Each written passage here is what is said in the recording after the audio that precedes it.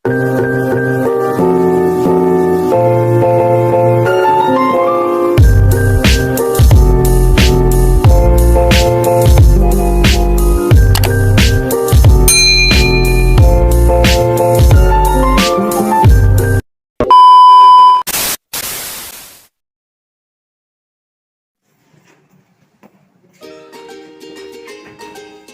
pagi anak-anak. Selamat pagi Ibu. Selamat pagi anak-anak. Selamat pagi Ibu. Sudah semangat sekali. Semua berdiri dong.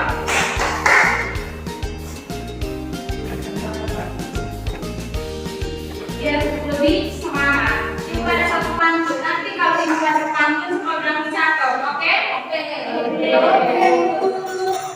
Pohon mangga buahnya lebat. Cangkir kopi diminum saat hangat. Selamat pagi anak-anakku yang hebat. Sambut pagi dengan semangat. Oke, sebelum kita memulai pembelajaran hari ini, Ibu minta salah satu untuk memimpin kita berdoa. Kamu tadi. Baik Ibu Guru dan teman-teman semua, sebelum kita mulai pelajaran kita, mari kita berdoa sesuai dengan keyakinan kita masing-masing. Kita berdoa. Oke, ketua kelas di sini masih Sati? Sati, Inari, siap-siap hadir. Oke, bagus sekali. Kelas kalian luar biasa. Nah anak-anak, sebelum memulai pembelajaran pada hari ini, aku ingin ingatkan kalian lagi mengenai materi minggu lalu. Siapa masih ingat tentang materi minggu lalu? Yaitu ancaman terhadap negara dalam Bhinneka Tunggal Ika. Siapa masih ingat? Elan, coba. Minggu lalu terkait dengan ancaman terhadap negara dalam bingkai Bhinneka Tunggal Ika, yang meliputi ancaman terhadap integrasi nasional dan ancaman di bidang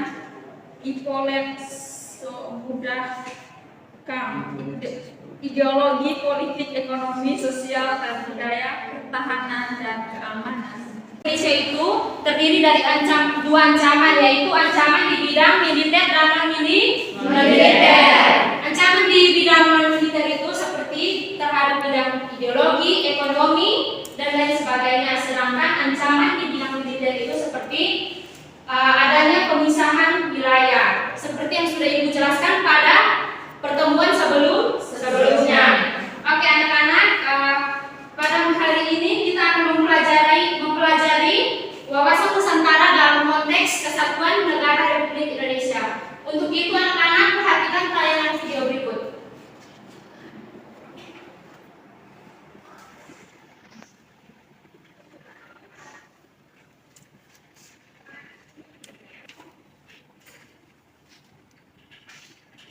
Sebagai bentuk rasa cinta terhadap Indonesia, sudah seharusnya setiap warga negara memahami diri sendiri dari beragam aspek. Untuk bisa memahaminya, masyarakat Indonesia bisa mempelajari wawasan Nusantara.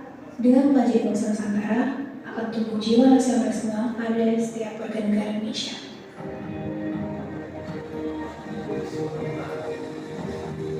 Wawasan berasal dari kata wawas, bahasa Jawa yang berarti pandangan, tinjauan, atau penglihatan indrawi. Selanjutnya anak-anak, dari video pembelajaran tadi, apa yang anak-anak pikirkan mengenai wawasan Nusantara? Wawasan Nusantara itu seperti apa? Ayo. Keberagaman. Iya, keberagaman. Siapa lagi?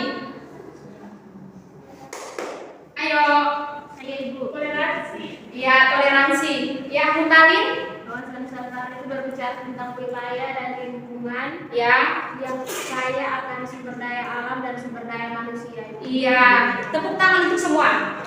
Jadi wawasan Nusantara itu berbicara tentang keberagaman, wilayah, toleransi, dan lain sebagainya. Nah, untuk lebih detailnya, Ibu akan menjelaskan materi hari ini sesuai dengan kompetensi dasar dan tujuan pembelajaran. Anak-anak perhatikan di depan.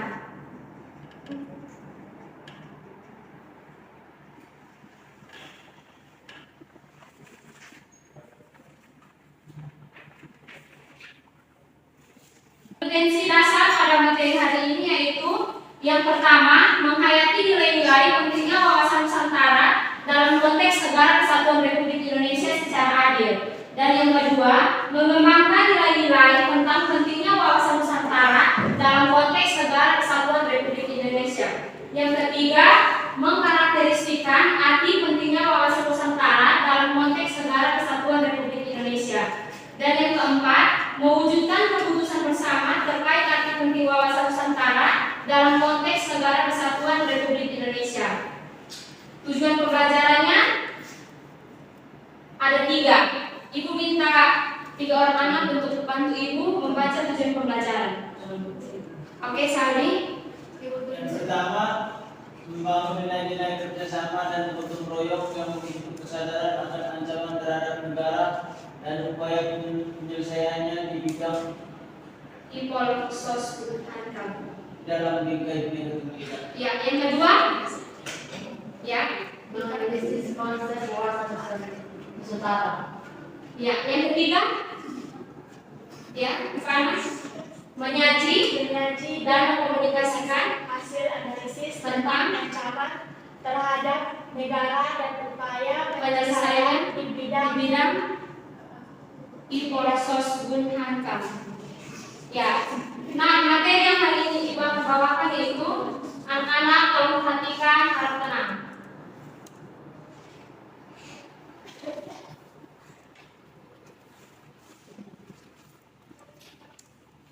Yang perbahasan, yang pertama pengertian wawasan Nusantara. Yang kedua sejarah wawasan Nusantara.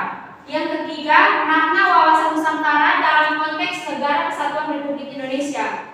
Yang keempat implementasi wawasan Nusantara dalam pembangunan nasional. Dan yang kelima tantangan dalam implementasi wawasan Nusantara. Perlu kita ketahui terlebih dahulu yaitu mengenai pengertian wawasan Nusantara seperti yang tadi anak-anak sudah melihat pada tayangan video pembelajaran tadi. Pengertian wawasan Nusantara.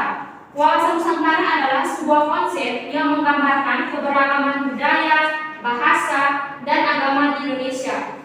Konsep ini menekankan persatuan dan kesatuan bangsa dalam menjaga keutuhan dalam negara. Walaupun di negara Indonesia ini terdiri dari berbagai keragaman, tetapi kita harus menjaga keutuhan dalam negara. Wawasan Nusantara sendiri mengajarkan tentang pentingnya menjaga lingkungan dan sumber daya Indonesia untuk kesejahteraan generasi di masa depan. Yang berikut sejarah wawasan Nusantara. Konsep wawasan Nusantara pertama kali dikenalkan oleh Presiden Soekarno pada tahun 1950. Beliau menyadari betapa pentingnya menjaga kesatuan dan persatuan bangsa Indonesia, terutama dengan adanya ancaman dari luar seperti kolonialisme dan imperialisme. Setelah itu, konsep wawasan Nusantara semakin berkembang dan menjadi bagian integral dan ideologi Pancasila. Konsep ini juga dijadikan landasan dalam pembangunan nasional Indonesia.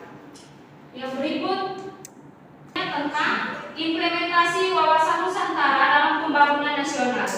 Implementasi wawasan Nusantara sendiri dalam pembangunan nasional dilakukan melalui berbagai program dan kebijakan pemerintah. Salah satunya adalah program pengembangan pariwisata yang bertujuan untuk mempromosikan keindahan alam dan budaya Indonesia kepada dunia. Tempat wisata yang paling mencolok di Indonesia itu biasa terdapat di provinsi mana? Bali. Ya, Bali. Sekarang juga NTT. Tempat pariwisata di NTT itu seperti apa? Bangga kau tinggal di Indonesia? Selain itu, pemerintah juga melakukan upaya-upaya dalam menjaga lingkungan dan sumber daya alam di Indonesia. Contohnya adalah program penghijauan dan penanaman mangrove untuk menjaga kelestarian lautan dan di pantai Indonesia. Yang pertama dalam implementasi wawasan Nusantara.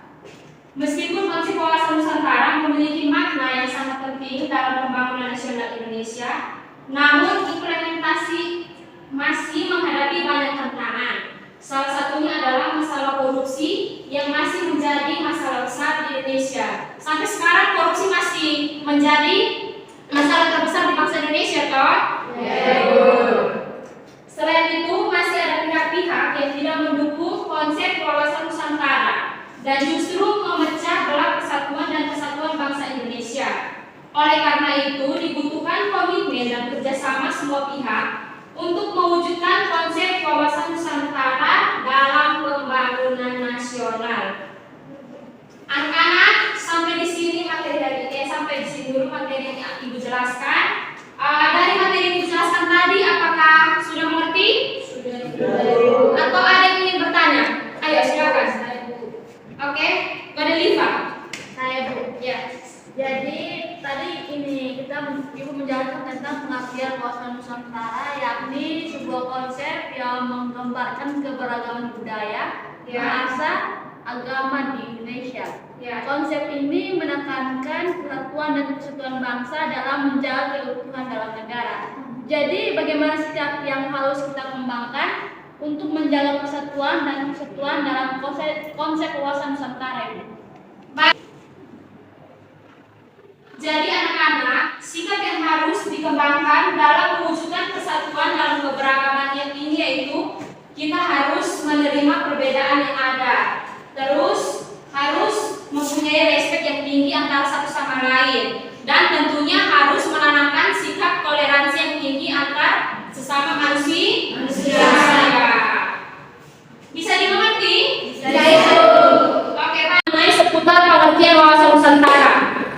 Adakah lagi yang ingin bertanya? Ibu persilakan. Halo Ibu. Oke, Ivana. Dan itu saya ingin bertanya mengenai wawasan Nusantara.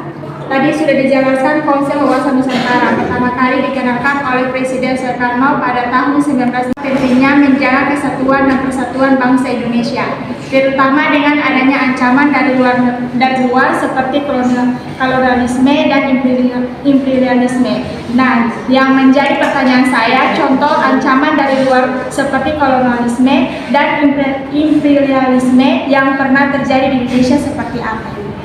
Oke, pertanyaan yang sangat bagus. Pertanyaan ini Ibu akan lemparkan kepada anak-anak untuk menjawab. Siapa yang menjawab nanti Ibu berikan hadiah. Siapa ya? Siapa yang ingin menjawab? Saya Bu. Oke, Nadira, silakan. Baik. Kolonialisme lebih berfokus pada penguasaan wilayah yang kaya akan sumber daya alam, sedangkan imperialisme berfokus pada penguasaan politik dan memperluas pengaruh di suatu negara. Contohnya seperti pada zaman dahulu, bangsa Barat mulai melakukan pelayaran yang bermotivasi oleh semangat 3G, yakni gold, gospel, dan glory. Negara-negara Barat yang tiba di Indonesia yaitu Portugis, Spanyol, Inggris, dan Belanda. Oke, terima kasih atas jawabannya. Beri aplaus dulu. Baik anak-anak, secara wawasan Nusantara sendiri, jika dilihat dari bangsa Indonesia sekarang, misalnya dari agama Katolik. Agama Katolik kan pertama kali dibawa oleh bangsa Portugis. Nah, coba yang beragama Katolik angkat tangan dulu. Oke, lumayan banyak ya. Apakah sudah mengerti anak-anak? Sudah mengerti? Sudah. Oke, semuanya kamu berdiri dulu, biar lebih semangat. Semua ikut ibu, tapi ibu perhatikan duluan, baru anak-anak ikut, oke? Kalau ibu bilang lion, berarti round, oke? Kalau ibu bilang lion, round. Terus ibu bilang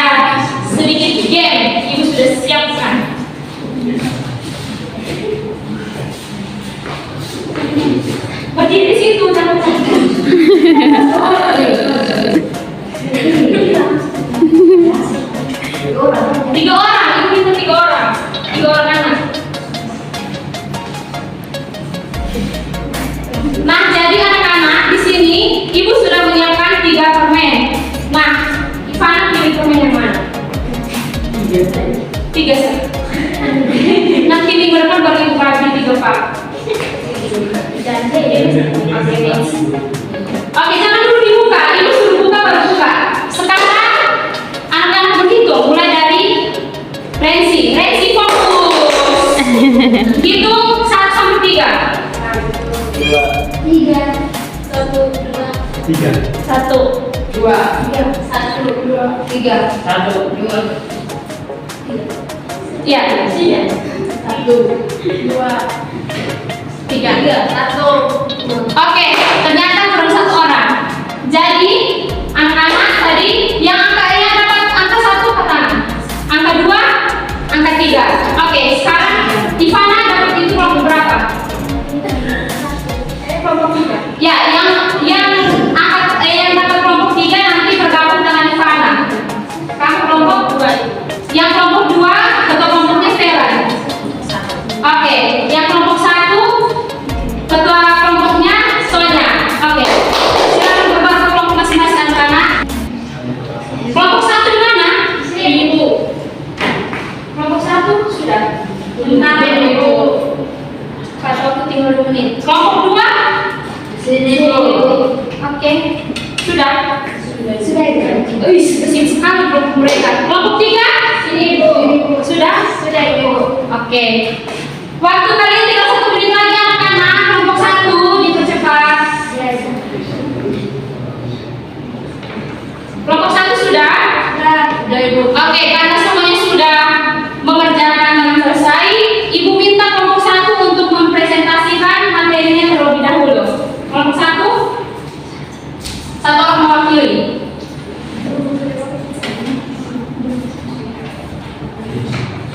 Terima kasih atas kesempatan yang diberikan. Di sini kami mendapat tentang contoh kasus yang saya. Di sini kami mengambil salah satu contoh kasus konflik SARA. Faktor penyebabnya itu rendahnya toleransi dan sikap saling menghargai, tidak memahami pentingnya keberagaman, adanya fanatisme terhadap suatu kelompok, dan mengedepankan egoisme. Dampak yang muncul yang pertama itu timbulnya perpecahan antar masyarakat, runtuhnya asa persatuan dan kerukunan pada masyarakat, dan hilangnya rasa aman. Yang lainnya penyelesaian di sini seperti memberikan edukasi dan pemahaman mengenai keberagaman suku, budaya, dan agama yang terdapat di Indonesia. Selain itu bisa juga dengan memupuk sikap toleransi, kerjasama, gotong royong, dan saling menghargai. Sekian dari kelompok. Oke, beri aplaus buat kelompok 1. Selanjutnya kelompok 2. 1 orang mewakili. Baik, terima kasih atas waktu dan kesempatan yang berikan kepada kami kelompok 3. Di kelompok kami membahas tentang wawasan Nusantara, membahas tentang aspek Trigatra dalam wawasan Nusantara. Hasil diskusi kami yaitu aspek Trigatra terdiri dari hal-hal alamiah seperti geografi, demografi, dan sumber kekayaan alam. Yang pertama itu letak dan bentuk geografi. Indonesia adalah negara kepulauan strategis yang terletak di antara benua Asia dan benua Australia. Yang kedua itu keadaan dan kemampuan penduduk. Faktor yang mempengaruhi ketahanan nasional adalah jumlah penduduk dan distribusi penduduk. Kasih dari kelompok 3. Oke, beri aplaus buat kelompok 3. Oke, baik anak-anak. Terima kasih kepada ketiga kelompok yang sudah mempresentasikan hasil diskusinya dengan baik. Jadi di sini wawasan Nusantara adalah cara pandang bangsa Indonesia terhadap diri dan lingkungannya. Bangsa Indonesia sendiri memandang wawasan Nusantara sebagai visi dan perwujudan kebinekaan di Indonesia. Hakikat dari wawasan Nusantara sendiri yaitu menyatukan perbedaan dan batasan wilayah di seluruh Indonesia, sehingga dapat terwujud bangsa Indonesia yang bersatu dan utuh untuk mencapai persatuan. Oke anak-anak, dari materi kita pada hari ini, adakah yang ingin menyimpulkan materi kita pada hari ini? Oke, Ivana silakan. Jadi kesimpulan yang saya buat yaitu dalam konteks NKRI Nusantara memiliki makna yang sangat penting dalam menambah persatuan dan kesatuan bangsa Indonesia. Konsep ini juga mengajarkan tentang pentingnya menjaga lingkungan dan sumber daya alam Indonesia untuk kesejahteraan generasi masa depan. Meskipun masih menghadapi banyak tantangan dalam implementasinya, namun dengan komitmen dan kerjasama dari semua pihak, konsep wawasan Nusantara dapat terwujud dalam pembangunan nasional Indonesia. Oke, terima kasih buat kesimpulan hari ini. Kesimpulan dari Pak Ana sangat bagus. Oke, anak-anak, sampai di sini dulu pertemuan kita pada hari ini. Jangan lupa minggu depan kita ulangan. Untuk itu, kalian anak-anak ibu wajibkan untuk membuka buku halaman 79 kelas 10 edisi revisi buku 2017 dan juga searching materi di internet. Oke? Oke, ibu meminta salah satu anak untuk memimpin kita dalam doa. Oke, Sandi silakan. Ibu guru dan teman-teman, sebelum kita mengakhiri pembelajaran hari ini, marilah kita berdoa. Berdoa selesai. Oke, ibu ada satu pantun lagi untuk menutup pembelajaran.